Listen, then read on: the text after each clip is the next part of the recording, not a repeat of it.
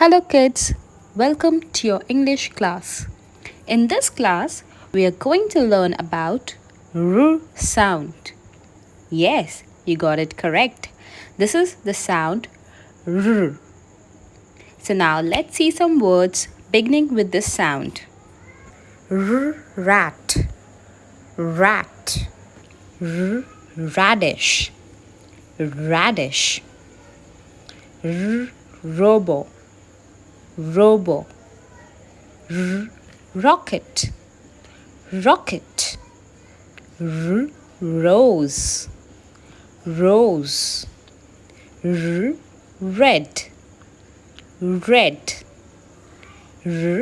Rainbow, rainbow. Running, running. Rabbit, rabbit. Rain, rain. Now let's revise all these words once again, but this time I want you to repeat after me. So let's begin. Rat, running. Rose, rabbit. Rainbow, robo. Rocket, rain. Radish. Now let's learn how to write the sound R.